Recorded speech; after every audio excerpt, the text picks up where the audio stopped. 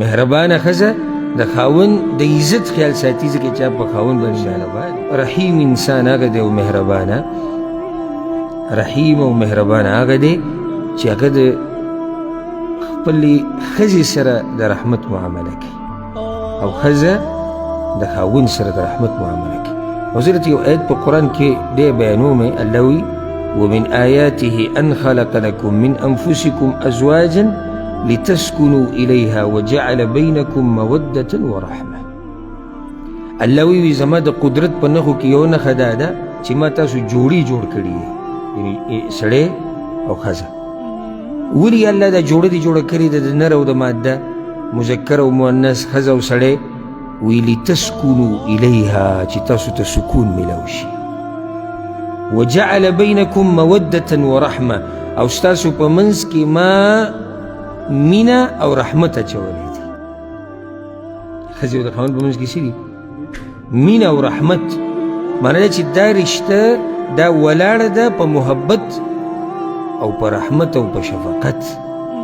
ښځه به د خاوند خیال ساتي، خاوند به د ښځې، دواړه به د یو بل سره رحم او کرم معامله کوي. دا عدل بدل نه دی. ګورئ دا عدل او بدل قصه نه ده چې ښځه ما سره څه کوي زه ورسره هغه شان کوم، یا زه ښځې سره څه کوم ښځه به ما سره هغه شان کوي، یا زه به ورسره د یو حساب کوم، یا هغه به ما سره د یوې خبرې حساب کوي.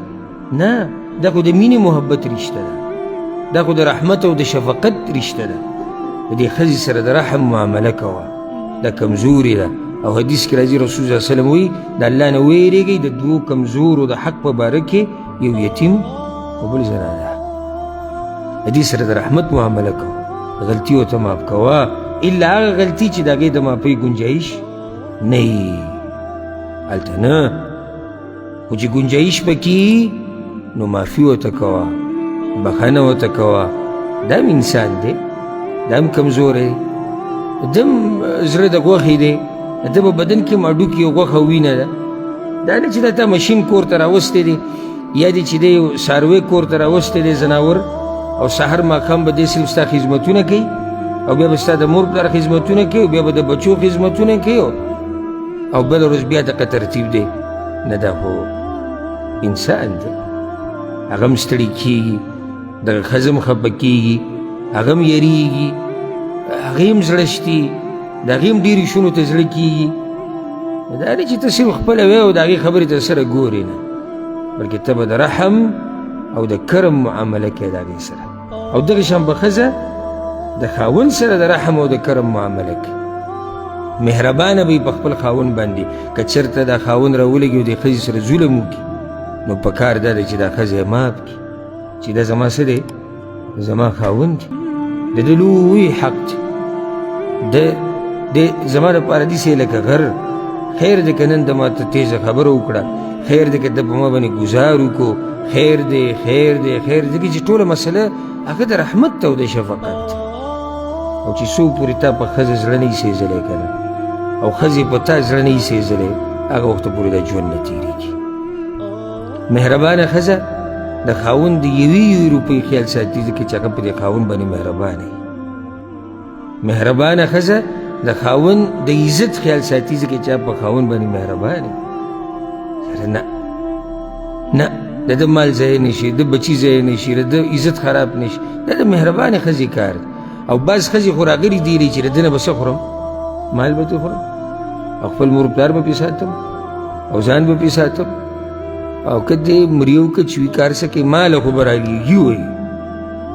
نه، مهربانه ښځه د خاوند سره ملګرتیا کوي او ورته ووایي چې ته څنګه وې هغه شان ژوند به تېروو، چې ته څه خوري موږ به درسره هغه خورو، که ته وچه خوري موږ یې وخورو، که ته لمده خوري موږ هم لمده وخورو، که ته د چت لاندې اوسېږې موږ درسره اوسېږو، که ته اسمان ته پروت دی که ته موږ درسره هلته پراته یو. نو هله به د کور د ژوند دا ښایسته تېرېږي. او که رحمت دې ترې وویستو که نه نو بیا دا ژوند ښایسته نه تېرېږي. پوه شوې بې که نه؟ حدیث کې دا راځي رسول صلی الله علیه وسلم وی امام بزار راوړی دی الا خیرکم لأهله. په تاسو کې غوره انسان هغه دی چې د خپل اهل دپاره غوره دي. لکه ته ماته دا مه وایه چې بهر خلک ستا صفت کوي. راځه ځو او ستا د ښځې نه تپوس کوو چې ته څنګه سړی. راځه ځو ستا د بچو نه تپوس کوو چې ته څنګه سړی. راځه ځو ستا د مور پلار نه تپوس کوو چې ته څنګه سړی. راځه ځو ستا د خاندان او د نسب او د قوم نه تپوس کوو چې ته څنګه سړی. د هغې نه بعد به بیا زه تا سره خبره کوم چې ته ښه سړی او که ته نه یې. بهر خو ته یو لسو منټو له زما سره میلاو شوي او ځان نه دې سم یو بزرګ جوړ کړی دی او سبحان الله والحمدلله لا اله الا الله. زه څه خبره وم تا او لسو منټو کیسه ده. اصل پته هلته لګي چې ته د خپل کور والا سره څنګه یې، ته د اهل و عیال سره څنګه یې. نه دا نه چې کور کې دننه بد اخلاقه او بهر خوش اخلاقه. دا خو څه خبره نه شوه. او ځکه ګوره عمر بن خطاب رضی الله عنه په مخ کې یو کس صفت وکړی و پلانه ډېر ښه سړی دی. هغوی سفر دې ورسره کړی وی نه، ګاونډي دې نه، مالي معامله راغلی نه، نو بیا یې د صفت کوي. په دې دریو کې د سړي پته لګي. په سفر کې د سړي پته لګي، سفر کې سړی ستړی شي او چې ستړی شي سړی که نه د یاده کوي ګوره ها چې کله هم سړی ستړی شو او یا پې غم راغی نو په دې کې د اصیل او د کم اصل پته لګي. ځکه چې په خوشحالۍ کې هر یو خوشحاله وي، خو به هر یو خاندي، خوله به یې جینګه نیولي تا ته او ډېر ښه سړی دی. خو چې په ده سخته راشي که نه او دی ښه سړی نو دا بیا دی ښه سړی. او چې ګاونډي دي نو خو سره په مخه په خوا کې دی، د ده پته ولګي دا څنګه سړی دی. او چې سره مالي معاملاتو کې راشي نو دلته بیا د سړي پته لګي چې دا څنګه سړی دی. نو د اخلاقو ستا پته کوم ځای کې لګي؟ په روډ باندې، په کور کې د بچو سره، د اهل و عیال سره هلته پته لګي. ښه